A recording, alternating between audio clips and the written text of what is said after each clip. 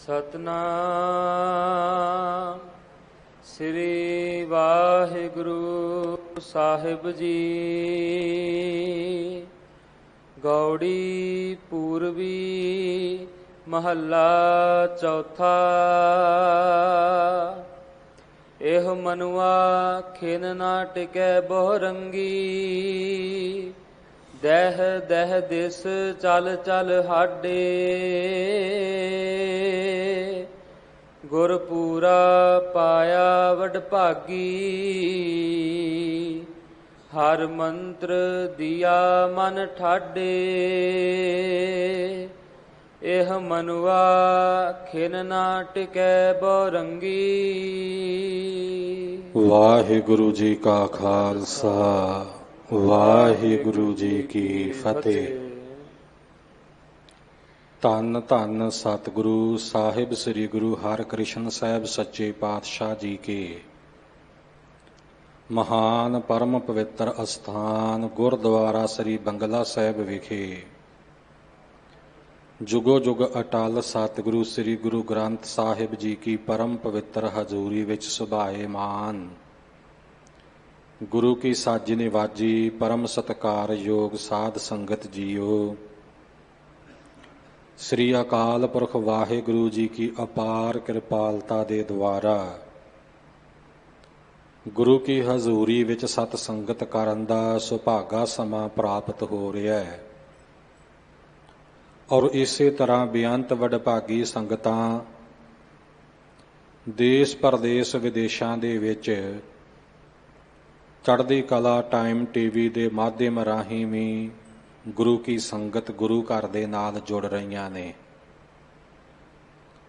ਅੰਮ੍ਰਿਤ ਰੂਪ ਗੁਰਬਾਣੀ ਕੀ ਲੜੀਵਾਰ ਕਥਾ ਵਿਚਾਰ ਜੋ ਇਸ ਮਹਾਨ ਪਵਿੱਤਰ ਅਸਥਾਨ ਤੇ ਸੰਗਤਾਂ ਰੋਜ਼ਾਨਾ ਸਰਵਣ ਕਰਦੀਆਂ ਹਨ, ਜੋ ਅੱਜ ਦਾ ਸਤਿਗੁਰੂ ਜੀ ਕਿਰਪਾ ਕਰਕੇ ਸਾਨੂੰ ਉਪਦੇਸ਼ ਬਖਸ਼ਿਸ਼ ਕਰ ਰਹੇ ਨੇ।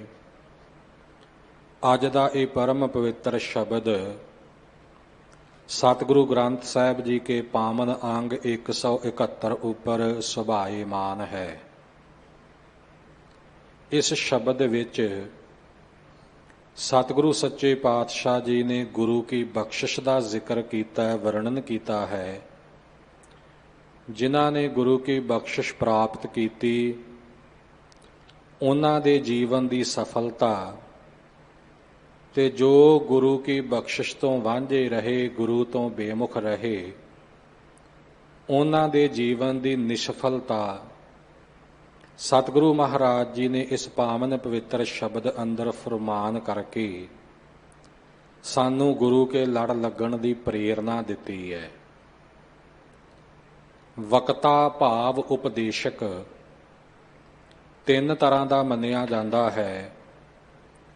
ਇੱਕ ਮੱਧਮ ਵਕਤਾ ਹੈ ਜੋ ਕਿ ਦੂਸਰਿਆਂ ਨੂੰ ਸੰਬੋਧਨ ਕਰਕੇ ਉਪਦੇਸ਼ ਦਿੰਦਾ ਹੈ, ਆਪ ਵੀ ਉਸ ਸ਼ੁਭ ਸਿੱਖਿਆ ਤੇ ਚੱਲਦਾ ਹੈ, ਆਪਣੀ ਕਰਨੀ ਵੀ ਚੰਗੀ ਹੈ ਤੇ ਦੂਸਰਿਆਂ ਨੂੰ ਬੋਲ ਕੇ ਉਪਦੇਸ਼ ਦੇਣਾ, ਦੂਸਰਿਆਂ ਨੂੰ ਸੰਬੋਧਨ ਕਰਕੇ ਸਿੱਖਿਆ ਦੇਣੀ। ਇਹਦੇ ਤੋਂ ਹੇਠਲੇ ਦਰਜੇ ਦਾ ਵਕਤਾ ਉਹ ਕਨਿਸ਼ਟ ਵਕਤਾ ਕਿਹਾ ਜਾਂਦਾ ਹੈ, ਜੋ ਕਿ ਐਸਾ ਹੈ ਕਿ ਆਪਣਾ ਕਹਿਆ ਆਪ ਨਾ ਕਮਾਵੇ, ਦੂਜਿਆਂ ਨੂੰ ਉਪਦੇਸ਼ ਦੇਣਾ, ਸਿੱਖਿਆ ਦੇਣੀ, ਪਰ ਅਵਰ ਉਪਦੇਸੈ ਆਪ ਨਾ ਕਰੈ। ਇਹ ਉਸ ਦੀ ਹਾਲਤ ਹੁੰਦੀ ਹੈ। ਔਰ ਸਭ ਨਾਲੋਂ ਸ੍ਰੇਸ਼ਟ ਉੱਤਮ ਵਕਤਾ ਕਿਹਾ ਜਾਂਦਾ ਹੈ। ਉੱਤਮ ਵਕਤਾ ਉਹ ਕਿ ਜਿਹੜੀ ਦੂਜਿਆਂ ਨੂੰ ਵੀ ਸਿੱਖਿਆ ਦੇਣੀ ਹੈ, ਉਹ ਆਪਣੇ ਆਪ ਨੂੰ ਸੰਬੋਧਨ ਹੋ ਕੇ ਆਪਣੇ ਮਨ ਨੂੰ ਸਿੱਖਿਆ ਦੇ ਕੇ ਕਿ ਐ ਮਨਾ ਤੂੰ ਇਉਂ ਕਰ, ਐ ਮਨਾ ਤੂੰ ਐਸ ਸ਼ੁਭ ਮਾਰਗ ਤੇ ਚੱਲ। ਸਤਿਗੁਰੂ ਗਰੀਬ ਨਿਵਾਜ ਸੱਚੇ ਪਾਤਸ਼ਾਹ ਜੀ ਉੱਤਮ ਵਕਤੇ ਹੀ ਨਹੀਂ ਬਲਕਿ ਆਮ ਮਨੁੱਖਾਂ ਨੂੰ ਵੀ ਉੱਤਮ ਵਕਤਾ ਬਣਾ ਲੈਣ ਵਾਲੇ ਨੇ। ਜਿਨ੍ਹਾਂ ਸਤਿਗੁਰਾਂ ਕੇ ਪਾਵਨ ਪਵਿੱਤਰ ਅਸਥਾਨ ਤੇ ਆਪਾਂ ਹਾਜ਼ਰੀਆਂ ਭਰ ਰਹੇ ਹਾਂ, ਇਤਿਹਾਸ ਜਾਣਦੇ ਹਾਂ ਕਿ ਸਤਿਗੁਰੂ ਜੀ ਨੇ ਛੱਜੂ ਵਰਗਿਆਂ ਦੇ ਕੋਲੋਂ ਵੀ ਗੀਤਾ ਦੇ ਅਰਥ ਕਰਵਾ ਲਏ ਸਨ। ਐਸੇ ਵਕਤੇ ਐਸੇ ਉਪਦੇਸ਼ਕ ਬਣਾਉਣ ਦੀ ਸਮਰੱਥਾ ਹੈ ਮੇਰੇ ਸਤਿਗੁਰੂ ਸੱਚੇ ਪਾਤਸ਼ਾਹ ਜੀ ਵਿੱਚ। ਇਸ ਸ਼ਬਦ ਦੀ ਜਿਹੜੀ ਰਹਾਉ ਦੀ ਪੰਕਤੀ ਹੈ, ਇਹਦੇ ਵਿੱਚ ਵੀ ਆਪਣੇ ਬਾਰੇ, ਆਪਣੇ ਆਪ ਨੂੰ ਵਾਹਿਗੁਰੂ ਕੇ ਚਰਨਾਂ ਦਾ ਦਾਸ ਦਰਸਾ ਕੇ ਸਤਿਗੁਰੂ ਜੀ ਸਾਰਾ ਸ਼ਬਦ ਉਚਾਰਨ ਕਰਦੇ ਨੇ। ਹਾਲਾਂਕਿ ਗੁਰੂ ਕੀ ਬਾਣੀ ਕਾ ਜਿਵੇਂ ਅਨੇਕ ਥਾਈਂ ਇਹ ਬਚਨ ਆਉਂਦਾ ਹੈ ਕਿ ਗੁਰੂ ਪਰਮਾਤਮਾ ਦਾ ਪ੍ਰਤੱਖ ਰੂਪ ਹੈ, ਸਤਿਗੁਰ ਪਰਮੇਸ਼ਰ ਮੇਰਾ, ਗੁਰ ਪਰਮੇਸ਼ਰ ਏਕੋ ਜਾਣ, ਇਹ ਅਨੇਕਾਂ ਥਾਵਾਂ ਤੇ ਐਸੇ ਬਚਨ ਆਉਂਦੇ ਨੇ। ਪਰ ਸਤਿਗੁਰੂ ਗਰੀਬ ਨਿਵਾਜ ਜੀ ਨੇ ਅਨੇਕਾਂ ਹੀ ਥਾਵਾਂ ਤੇ ਗੁਰਬਾਣੀ ਵਿੱਚ ਆਪਣੇ ਆਪ ਨੂੰ ਆਪਣੇ ਨਿਜ ਵਿਰਾਟ ਸਰੂਪ ਅਕਾਲ ਪੁਰਖ ਵਾਹਿਗੁਰੂ ਦਾ ਦਾਸ ਕਹਿ ਕੇ ਸੰਬੋਧਨ ਕੀਤਾ ਹੈ। ਇਸ ਸ਼ਬਦ ਦੀ ਰਹਾਉ ਵਾਲੀ ਪੰਕਤੀ ਵਿੱਚ ਵੀ ਹਜੂਰ ਫਰਮਾਨ ਕਰਦੇ ਨੇ, ਰਾਮ ਹਮ ਸਤਿਗੁਰ ਲਾਲੇ ਕਾਂਢੇ। ਰਾਮ ਹੀ ਰਮੇ ਹੋਏ ਸਰਬ ਵਿਆਪਕ ਅਕਾਲ ਪੁਰਖ ਵਾਹਿਗੁਰੂ ਜੀ। ਰਾਮ ਹੈ ਭਾਈ ਹਮ ਸਤਿਗੁਰ ਲਾਲੇ ਕਾਂਢੇ। ਅਸੀਂ ਸਤਿਗੁਰੂ ਸੱਚੇ ਪਾਤਸ਼ਾਹ ਜੀ ਕੇ ਗੁਲਾਮ ਕਹੇ ਜਾਂਦੇ। ਲਾਲੇ ਤੋਂ ਭਾਵ ਹੈ ਗੁਲਾਮ, ਦਾਸ, ਸੇਵਾਦਾਰ। ਕਾਂਢੇ ਤੋਂ ਭਾਵ ਕਹੇ ਜਾਂਦੇ ਆ। ਆਪਣੇ ਆਪ ਨੂੰ ਅਸੀਂ ਉਸ ਪਰਮਾਤਮਾ ਦੇ ਸੇਵਕ ਅਖਵਾਉਂਦੇ ਹਾਂ, ਉਸ ਵਾਹਿਗੁਰੂ ਦੇ ਗੁਲਾਮ ਅਖਵਾਉਂਦੇ ਹਾਂ। ਸਤਿਗੁਰੂ ਮਹਾਰਾਜ ਜੀ ਨੇ ਕੈਸੀ ਕਿਰਪਾ ਕੀਤੀ, ਕੀ ਬਖਸ਼ਿਸ਼ ਕੀਤੀ ਹੈ। ਮਨੁੱਖ ਦੀ ਪਹਿਲਾਂ ਕੀ ਹਾਲਤ ਸੀ ਤੇ ਜਦ ਗੁਰੂ ਕੇ ਗੋਲੇ ਬਣ ਗਏ, ਗੁਰੂ ਕੇ ਦਾਸ ਬਣ ਗਏ ਤੇ ਗੁਰੂ ਨੇ ਕੈਸੀ ਕਿਰਪਾ ਕਰ ਦਿੱਤੀ। ਸਤਿਗੁਰੂ ਜੀ ਕਿਰਪਾ ਕਰਕੇ ਫਰਮਾਨ ਕਰ ਰਹੇ ਨੇ, ਆਓ ਮਨ ਚਿਤ ਬਿਰਤੀਆਂ ਨੂੰ ਇਕਾਗਰ ਕਰਕੇ ਲੇਵ ਸੁਰਤ ਗੁਰ ਚਰਨਾਂ ਵਿੱਚ ਜੋੜ ਕੇ ਸ਼ਰਧਾ ਭਾਵਨਾ ਪ੍ਰੇਮ ਸਤਿਕਾਰ ਸਹਿਤ ਗੁਰ ਸ਼ਬਦ ਦੀ ਵਿਚਾਰ ਸਰਵਣ ਕਰੀਏ। ਸਤਨਾਮ ਸ੍ਰੀ ਵਾਹਿਗੁਰੂ ਸਾਹਿਬ ਜੀ।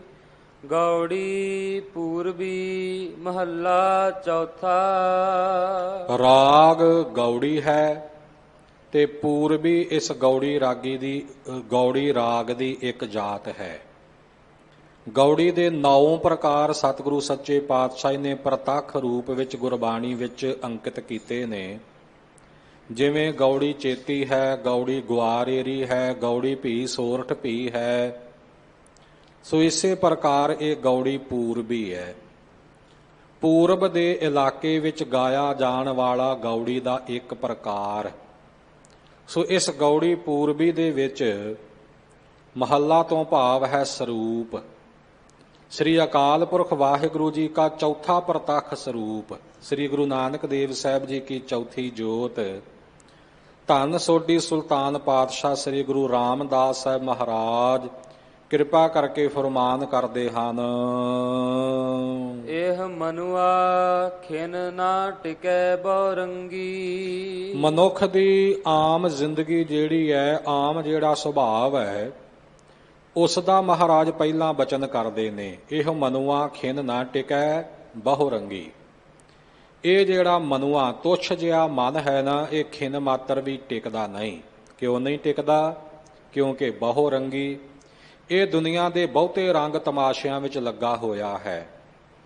ਤਰ੍ਹਾਂ ਤਰ੍ਹਾਂ ਦੇ ਰੰਗ ਦਾ ਅਰਥ ਪ੍ਰੇਮ ਵੀ ਹੁੰਦਾ, ਤਰ੍ਹਾਂ ਤਰ੍ਹਾਂ ਦੀਆਂ ਪ੍ਰੀਤਾਂ, ਤਰ੍ਹਾਂ ਤਰ੍ਹਾਂ ਦੇ ਦੁਨਿਆਵੀ ਪ੍ਰੇਮ, ਤਰ੍ਹਾਂ ਤਰ੍ਹਾਂ ਦੇ ਸੰਸਾਰਕ ਖਿਆਲਾਤ, ਤਰ੍ਹਾਂ ਤਰ੍ਹਾਂ ਦੀਆਂ ਤਰੰਗਾਂ, ਉਹਨਾਂ ਬਹੁਤਿਆਂ ਰੰਗਾਂ ਵਿੱਚ ਲੱਗਾ ਹੋਇਆ ਹੋਣ ਕਰਕੇ ਇਹ ਮਨ ਖਿਨ ਮਾਤਰ ਵੀ ਟਿਕਾਊ ਵਿੱਚ ਨਹੀਂ ਆਉਂਦਾ।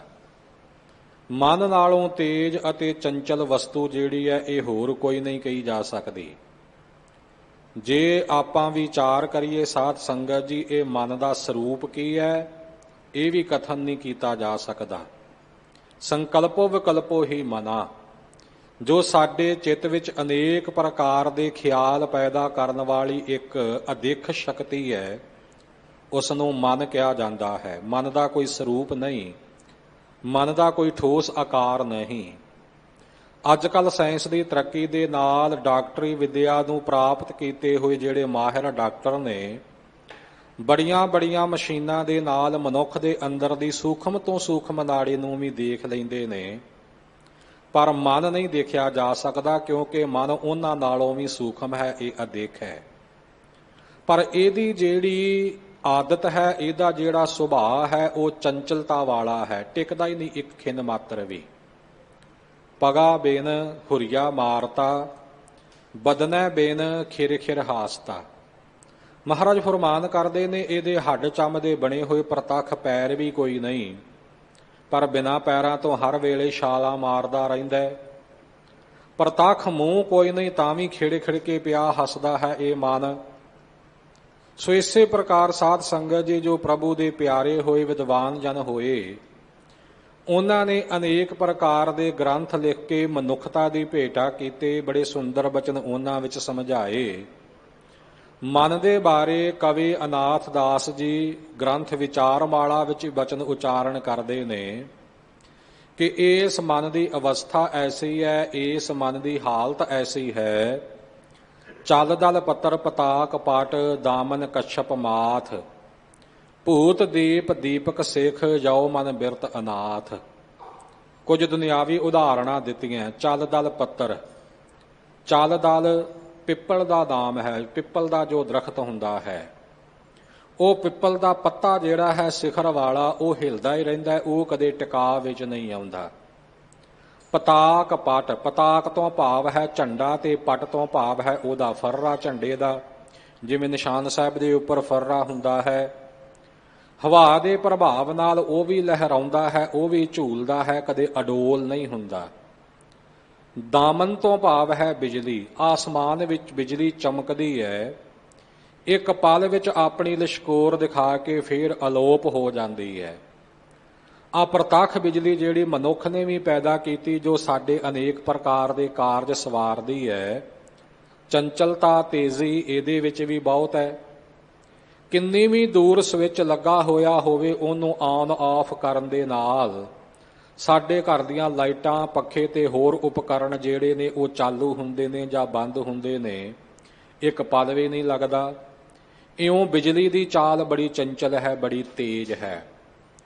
ਕਛਪ ਮਾਥ, ਕੱਛੂ ਕੰਮੇ ਦੀ ਸਿਰੀ, ਕਦੇ ਆਪਣੇ ਖੋਲ ਦੇ ਅੰਦਰ ਕਰਦਾ, ਕਦੇ ਖੋਲ ਤੋਂ ਬਾਹਰ ਕੱਢਦਾ ਹੈ, ਇੱਕ ਜਗ੍ਹਾ ਤੇ ਉਹਦਾ ਟਿਕਾ ਨਹੀਂ। ਭੂਤ ਦੀਪ, ਜਿਵੇਂ ਭੂਤਾਂ ਦੀ ਅੱਗ ਵਹਿਮ ਭਰਮ ਕਰਨ ਵਾਲੇ ਲੋਕਾਂ ਨੇ ਮੰਨੀ ਹੈ, ਤੇ ਇਹ ਖਿਆਲ ਕੀਤਾ ਜਾਂਦਾ ਹੈ ਕਿ ਜਦੋਂ ਉਹ ਸਾਹ ਬਾਹਰ ਨੂੰ ਕੱਢਦਾ ਹੈ ਭੂਤ, ਤਾਂ ਅੱਗ ਬਾਹਰ ਨਿਕਲਦੀ ਹੈ, ਜਦੋਂ ਅੰਦਰ ਨੂੰ ਖਿੱਚਦਾ ਤੇ ਅੱਗ ਅੰਦਰ ਨੂੰ ਜਾਂਦੀ ਹੈ। ਭਾਵੇਂ ਵਹਿਮ ਭਰਿਆ ਖਿਆਲ ਹੀ, ਪਰ ਉਦਾਹਰਣ ਜਿਹੜੀ ਹੈ ਵਿਦਵਾਨ ਇਹਦੀ ਦਿੰਦੇ ਨੇ ਕਿ ਉਹਦੇ ਵਿੱਚ ਵੀ ਚੰਚਲਤਾ ਹੈ, ਕਦੇ ਦਿਖਾਈ ਦਿੰਦੀ ਹੈ, ਕਦੇ ਦਿਖਾਈ ਦੇਣੋਂ ਹਟ ਜਾਂਦੀ ਹੈ। ਦੀਪਕ ਸਿੱਖ, ਦੀਵੇ ਦੀ ਲਾਟ ਕਦੇ ਵੀ ਸਿੱਧੀ ਨਹੀਂ ਰਹਿੰਦੀ। ਆਪਾਂ ਮੋਮਬੱਤੀ ਜਗਾਈਏ, ਦੀਵਾ ਜਗਾਈਏ, ਉਹਦੀ ਲਾਟ ਕਦੇ ਸਿੱਧੀ ਨਹੀਂ ਰਹਿੰਦੀ। ਜਿਵੇਂ ਇਹ ਚੀਜ਼ਾਂ ਕਦੇ ਟਿਕਾਓ ਵਾਲੀਆਂ ਨਹੀਂ, ਇਹਨਾਂ ਵਿੱਚ ਚੰਚਲਤਾ ਹੈ ਨਾ। ਯੋ ਮਨ ਬਿਰਤ ਅਨਾਥ, ਮਨ ਦੀ ਬਿਰਤੀ ਵੀ ਐਸੀ ਹੈ, ਮਨ ਵੀ ਬੜਾ ਚੰਚਲ ਹੈ। ਕਬਹੂ ਨਾ ਮਨ ਥਿਰਤਾ ਗਹੀ ਸਮਝਾਇਓ ਸੈ ਪੋਤ, ਜੈਸੇ ਮਰਕਟ ਬਿਰਸ਼ ਪਰ ਕਬਹੂ ਨਾ ਠਾਂਡੋ ਹੋਤ। ਸੈਂਕੜੇ ਵਾਰ ਮਨ ਨੂੰ ਸਮਝਾ ਕੇ ਆਪਾਂ ਹਾਰ ਗਏ, ਹੰਭ ਗਏ, ਥੱਕ ਗਏ, ਪਰ ਗੁਰੂ ਕੀ ਕਿਰਪਾ ਤੋਂ ਬਿਨਾਂ ਇਹ ਕਦੇ ਟਿਕਾ ਵਿੱਚ ਆਇਆ ਹੀ ਨਹੀਂ। ਕਿਉਂਕਿ ਸੁਭਾਅ ਹੀ ਐਸਾ ਕਿ ਸਹਿਜ ਸੁਭਾਏ ਆਕਾਸ਼ ਕੋ ਪਾਵਕ ਝਰਪ ਜਲੰਤ। ਅੱਗ ਬਾਲੀਏ ਤਾਂ ਅੱਗ ਦੀਆਂ ਲਪਟਾਂ ਜਨਮ ਜਾਤ ਉੱਪਰ ਤੋਂ ਹੀ ਉੱਠਦੀਆਂ ਨੇ, ਉਤਾਂ ਨੂੰ ਹੀ ਉਹ ਆਪਣਾ ਰੂਪ ਦਿਖਾਉਂਦੀਆਂ ਨੇ। ਇਸੇ ਤਰ੍ਹਾਂ ਚੰਚਲ ਸੁਤੈ ਅਨਾਦ ਕੋ ਮਨ ਰਤ ਵਿਖੇ ਕਰੰਤ। ਜਦੋਂ ਤੋਂ ਜੀਵ ਦੁਨੀਆ ਤੇ ਆਇਆ, ਉਦੋਂ ਤੋਂ ਹੀ ਇਹ ਮਨ ਚੰਚਲ ਹੈ ਤੇ ਵਿਸ਼ਿਆਂ ਵਿਕਾਰਾਂ ਵਿੱਚ ਹੀ ਪ੍ਰੀਤ ਕਰਦਾ ਹੈ।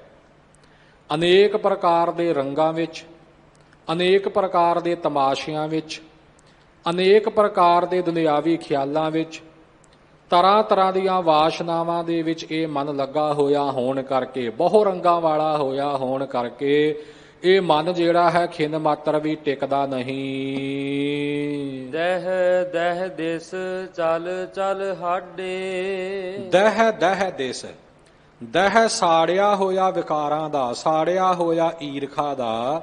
ਦਹ ਦਿਸ ਚਲ ਚਲ ਹਾਡੇ, ਦਸੋ ਦਿਸ਼ਾਵਾਂ ਵਿੱਚ ਚੱਲਦਾ ਚੱਲਦਾ ਥੱਕਦਾ ਹੈ, ਪਰ ਥੱਕਦਾ ਨਹੀਂ।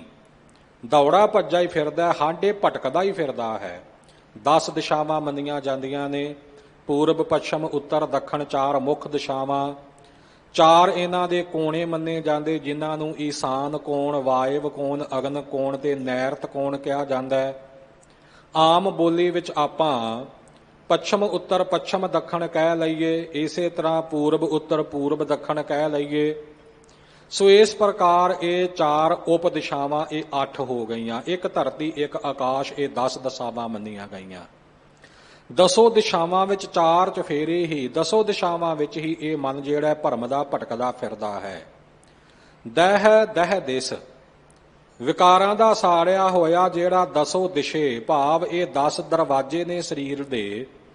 ਇਹਨਾਂ ਦੇ ਸਵਾਦਾਂ ਵਿੱਚ, ਇਹਨਾਂ ਦੇ ਰਸਾਂ ਕਸਾਂ ਵਿੱਚ 5 ਕਰਮ ਇੰਦਰੇ, 5 ਗਿਆਨ ਇੰਦਰੇ, ਇਹਨਾਂ ਦੇ ਰਸਾਂ ਕਸਾਂ ਵਿੱਚ ਹੀ ਭਰਮ ਦਾ ਭਟਕਦਾ ਫਿਰਦਾ ਰਹਿੰਦਾ ਹੈ ਤੇ ਕੁੱਲ ਦੁਨੀਆ ਵਿੱਚ ਇੱਕ ਖਿੰਨ ਮਾਤਰ ਵਿੱਚ ਹੀ ਸੈਰ ਕਰ ਆਉਂਦਾ ਹੈ। ਗੁਰ ਪੂਰਾ ਪਾਇਆ ਵਡ ਭਾਗੀ। ਪਰ ਜਦੋਂ ਅਸੀਂ ਵੱਡਿਆਂ ਭਾਗਾਂ ਦੇ ਨਾਲ ਪੂਰਾ ਗੁਰੂ ਪ੍ਰਾਪਤ ਕਰ ਲਿਆ, ਪੂਰਨ ਗੁਰੂ ਕੇ ਚਰਣੀ ਲੱਗ ਗਏ। ਹਰ ਮੰਤਰ ਦਿਆ ਮਨ ਠਾਡੇ। ਹਰ ਮੰਤਰ ਦਿਆ, ਪੂਰੇ ਸਤਿਗੁਰਾਂ ਨੇ ਕੀ ਬਖਸ਼ਿਸ਼ ਕੀਤੀ ਕਿ ਹਰ ਮੰਤਰ ਦਿਆ। ਹਰੀ ਅਕਾਲ ਪੁਰਖ ਵਾਹਿਗੁਰੂ ਜੀ ਕੇ ਨਾਮ ਦਾ ਮੰਤਰ ਦਿੱਤਾ। ਵਾਹਿਗੁਰੂ ਗੁਰ ਮੰਤਰ ਹੈ, ਜਪ ਹਉਮੈ ਖੋਈ। ਇਹ ਪ੍ਰਮਾਤਮਾ ਦਾ ਨਾਮ ਦਾ ਮੰਤਰ ਸਤਿਗੁਰੂ ਗਰੀਬ ਨਿਵਾਜ ਜੀ ਨੇ ਬਖਸ਼ਿਆ। ਤੇ ਜਦੋਂ ਗੁਰੂ ਕੀ ਕਿਰਪਾ ਦੇ ਨਾਲ ਇਸ ਨਾਮ ਮੰਤਰ ਵਿੱਚ ਆਪਣੇ ਚਿੱਤ ਨੂੰ ਜੋੜਿਆ, ਨਾਮ ਜਪਿਆ, ਤਾਂ ਹੁੰਦਿਆਂ ਹੁੰਦਿਆਂ ਕਿਰਪਾ ਹੋ ਗਈ ਕਿ ਮਨ ਠਾਡੇ ਤੋਂ ਭਾਵ ਟਿਕ ਗਿਆ, ਖੜਾ ਹੋ ਗਿਆ, ਟਿਕਾ ਵਿੱਚ ਆ ਗਿਆ। ਜੇ ਬਿੰਦੀ ਲਗਾ ਕੇ ਠੰਡੇ ਪਾਠ ਕਰੀਏ ਤਾਂ ਉਹਦਾ ਅਰਥ ਬਣਦਾ ਠੰਡਾ ਹੋ ਗਿਆ, ਸੀਤਲ ਹੋ ਗਿਆ, ਤਪਸ਼ ਮਿਟ ਗਈ। ਤੇ ਠਾਡੇ ਤੋਂ ਭਾਵ ਟਿਕਾਓ ਵਿੱਚ ਆ ਗਿਆ। ਤੇ ਇਹੀ ਅਰਥ ਇੱਥੇ ਪ੍ਰਮੁੱਖ ਹੋਵੇਗਾ, ਕਿਉਂਕਿ ਪਹਿਲਾਂ ਇਹਦੀ ਭਟਕਣਾ ਦੀ ਗੱਲ ਹੈ। ਪਹਿਲੀ ਪੰਕਤੀ ਵਿੱਚ ਭਟਕਦਾ ਸੀ 10 ਦਿਸ਼ਾਵਾਂ ਵਿੱਚ, ਇੱਕ ਖਿੰਨ ਮਾਤਰ ਵੀ ਕਿਤੇ ਟਿਕਦਾ ਨਹੀਂ ਸੀ। ਪਰ ਸਤਿਗੁਰੂ ਜੀ ਨੇ ਕਿਰਪਾ ਕਰਕੇ ਨਾਮ ਮੰਤਰ ਦੀ ਦਾਤ ਬਖਸ਼ਿਸ਼ ਕੀਤੀ, ਜਿਸ ਦੇ ਪ੍ਰਭਾਵ ਨਾਲ ਇਹ ਮਨ ਜਿਹੜਾ ਸੀ ਟਿਕਾ ਵਿੱਚ ਆ ਗਿਆ। ਇੱਥੇ ਇੱਕ ਗੱਲ ਧਿਆਨ ਦੇਣ ਯੋਗ ਹੈ ਕਿ ਹਜ਼ੂਰ ਨੇ ਅੱਖਰ ਵਰਤਿਆ ਗੁਰ ਪੂਰਾ ਗੁਰੂ। ਇਹ ਜਿਹੜੀ ਮਨ ਨੂੰ ਠਹਿਰਾ ਲੈਣ ਵਾਲੀ ਬਖਸ਼ਿਸ਼ ਹੈ ਨਾ, ਇਹ ਕਿਸੇ ਅਧੂਰੇ ਕੋਲੋਂ, ਕਿਸੇ ਕੱਚੇ ਕੋਲੋਂ ਨਹੀਂ ਹੋ ਸਕਦੀ। ਜਿਵੇਂ ਹੁਣੇ ਸਾਡੇ ਸਤਿਕਾਰਯੋਗ ਗਿਆਨੀ ਰਣਜੀਤ ਸਿੰਘ ਜੀ ਬਚਨ ਕਰ ਰਹੇ ਸੀ, ਆਪਾਂ ਮਨੁੱਖਾਂ ਪਿੱਛੇ ਲੱਗੇ ਫਿਰਦੇ ਆ ਔਰ ਆਪਣੀ ਕਿਰਤ ਕਮਾਈ, ਮਿਹਨਤ ਨਾਲ ਕਮਾਇਆ ਧਨ ਉਹਨਾਂ ਪਖੰਡੀਆਂ ਨੂੰ ਦਿੰਦੇ ਆ। ਉਹ ਆਪਣੇ ਵੱਡੇ ਵੱਡੇ ਡੇਰੇ ਬਣਾਉਂਦੇ ਨੇ, ਆਪ ਐਸ਼ੋ ਇਸ਼ਰਤ ਦੀ ਉਹ ਜ਼ਿੰਦਗੀ ਗੁਜ਼ਾਰਨ ਕਰਦੇ ਨੇ ਤੇ ਸਾਡੇ ਪੱਲੇ ਕੁਝ ਵੀ ਨਹੀਂ ਪੈਂਦਾ, ਬਲਕਿ ਉਹ ਕੌਮ ਵਾਸਤੇ, ਪੰਥ ਵਾਸਤੇ ਫਿਰ ਚੁਣੌਤੀ ਬਣ ਜਾਂਦੇ, ਵੱਡੀ ਸਿਰਦਰਦੀ ਬਣ ਜਾਂਦੇ ਐ ਤੇ ਪੰਥ ਦਾ ਨੁਕਸਾਨ ਕਰਦੇ ਐ। ਬਥੇਰੇ ਕੱਚੇ ਗੁਰੂ ਤੁਰੇ ਫਿਰਦੇ ਨੇ। ਜਦੋਂ ਧੰਨ ਸਤਿਗੁਰੂ ਹਰਿਕ੍ਰਿਸ਼ਨ ਸਾਹਿਬ ਜੀ ਇੱਥੇ ਦਿੱਲੀ ਵਿਖੇ ਹੀ ਜੋਤੀ ਜੋਤ ਸਮਾਏ ਸੀ ਤੇ 9ਵੀਂ ਜੋਤ ਬਕਾਲੇ ਵਿੱਚੋਂ ਪ੍ਰਗਟ ਹੋਣ ਦਾ ਬਚਨ ਕਰ ਗਈ ਸੀ ਕਿ ਬਾਬਾ ਬਸ ਹੈ ਬੀਚ ਬਕਾਲੇ, ਬਨ ਗੁਰ ਸੰਗਤ ਸਕਲ ਸੰਭਾਲੇ। ਸਤਿਗੁਰੂ ਤੇਗ ਬਹਾਦਰ ਜੀ ਨੇ ਅਜੇ ਆਪਣਾ ਆਪਾ ਗੁਪਤ ਰੱਖਿਆ ਹੋਇਆ ਹੈ ਤੇ ਉਦੋਂ ਗੁਰਤਾ ਦੇ ਦਾਅਵੇਦਾਰ 22 ਸੋਢੀ ਜਿਹੜੇ ਸਨ ਆਪਣੀਆਂ ਮੰਜੀਆਂ ਲਗਾ ਕੇ ਬੈਠ ਗਏ ਤੇ ਆਪਣੇ ਗੁਰੂ ਹੋਣ ਦਾ ਝੂਠਾ ਦਾਅਵਾ ਪਏ ਕਰਦੇ ਸਨ। ਉਦੋਂ ਤਾਂ ਸਿਰਫ 22 ਸਨ ਤੇ ਬਾਬਾ ਮੱਖਣ ਸ਼ਾਹ ਲੁਬਾਣਾ ਜੀ ਨੇ ਵਿਵੇਕ ਬਿਰਤੇ ਨੇ 22 ਦੇ 22 ਝੂਠੇ ਸਿੱਧ ਕਰ ਦਿੱਤੇ ਸੀ ਤੇ ਸੱਚੇ ਗੁਰੂ ਨੂੰ ਆਖਰ ਲੱਭ ਹੀ ਲਿਆ ਸੀ। ਤੇ ਅੱਜ ਤੇ 2200 ਤੋਂ ਵੀ ਵੱਧ ਤੁਰੇ ਫਿਰਦੇ ਹੋਣਗੇ। ਪਰ ਅੱਜ ਸਾਨੂੰ ਭਰਮਣ ਭਟਕਣ ਦੀ ਲੋੜ ਕੋਈ ਨਹੀਂ, ਕਿਉਂਕਿ ਉਦੋਂ ਪੂਰੇ ਗੁਰੂ ਨੇ ਕੁਝ ਕੌਤਕ ਵਰਤਾਉਣ ਹਿਤ, ਮਾਨੋ ਕਿ ਇਹੀ ਸਿੱਖਿਆ ਦੇਣ ਹਿਤ ਆਪਣਾ ਆਪਾ ਗੁਪਤ ਰੱਖਿਆ ਹੈ। ਆਮ ਸੰਗਤਾਂ ਨੂੰ ਪਤਾ ਨਹੀਂ ਕਿ ਪੂਰਾ ਗੁਰੂ ਕੌਣ ਹੈ, ਨਾਵੇਂ ਸਰੂਪ ਵਿੱਚ ਗੁਰਤਾ ਤੇ ਕੌਣ ਸੁਭਾਏਮਾਨ ਹੈ। ਤਾਂ ਉਦੋਂ ਫਿਰ ਸੰਗਤਾਂ ਦਾ ਭਰਮ ਭੁਲੇਖੇ ਦਾ ਸ਼ਿਕਾਰ ਹੋ ਜਾਣਾ ਸੁਭਾਵਕ ਹੈ, ਕੋਈ ਵੱਡੀ ਗੱਲ ਨਹੀਂ। ਸੰਗਤਾਂ ਕੋਈ ਕਿਸੇ ਤੇ ਕੋਈ ਕਿਸੇ ਤੇ ਆਪਣੀ ਅਮੰਨਾ ਰੱਖ ਬੈਠਣ। ਪਰ ਜਦੋਂ ਪੂਰਾ ਗੁਰੂ ਪ੍ਰਗਟ ਹੋ ਗਿਆ ਉਦੋਂ ਤਾਂ ਫਿਰ ਸੰਗਤਾਂ ਨਹੀਂ ਭਰਮੀਆਂ ਭਟਕੀਆਂ। ਸਰਬੱਤ ਸੰਗਤਾਂ ਸਤਿਗੁਰੂ ਤੇਗ ਬਹਾਦਰ ਜੀ ਕੇ ਲੜ ਲੱਗੀਆਂ। ਪਰ ਸਾਧ ਸੰਗਤ ਜੀ, ਅੱਜ ਤਾਂ ਪੂਰਾ ਗੁਰੂ ਗੁਪਤ ਨਹੀਂ, ਅੱਜ ਤਾਂ ਅਲੋਪ ਨਹੀਂ। ਜ਼ਾਹਰ ਜ਼ਹੂਰ ਹਾਜ਼ਰ ਹਜ਼ੂਰ ਸਤਿਗੁਰੂ ਧੰਨ ਸ੍ਰੀ ਗੁਰੂ ਗ੍ਰੰਥ ਸਾਹਿਬ ਸੱਚੇ ਪਾਤਸ਼ਾਹ ਜੀ, ਜਿਨ੍ਹਾਂ ਦੇ ਲੜ ਆਪ ਸਤਿਗੁਰੂ ਗਰੀਬ ਨਿਵਾਜ ਸ੍ਰੀ ਗੁਰੂ ਗੋਬਿੰਦ ਸਿੰਘ ਸਾਹਿਬ ਜੀ ਨੇ ਸਾਨੂੰ ਲਾਇਆ ਹੈ। ਇਹਦੇ ਤੋਂ ਪਹਿਲਾਂ ਜਦੋਂ ਪੰਚਮ ਪਾਤਸ਼ਾਹੀ ਨੇ ਸ੍ਰੀ ਗੁਰੂ ਗ੍ਰੰਥ ਸਾਹਿਬ ਦਾ ਸਰੂਪ ਤਿਆਰ ਕੀਤਾ ਸੀ, ਇਹ ਆਉਣ ਵਾਲੇ ਸਮੇਂ ਦੇ ਬਚਨ ਉਦੋਂ ਵੀ ਕਹੇ ਸੀ ਕਿ ਸ੍ਰੀ ਗੁਰ ਕੇਰ ਸਰੀਰ ਜੋ ਸਭ ਥਾਨ ਸਮੈ ਸਭ ਨਾ ਦਰਸੈ ਹੈ।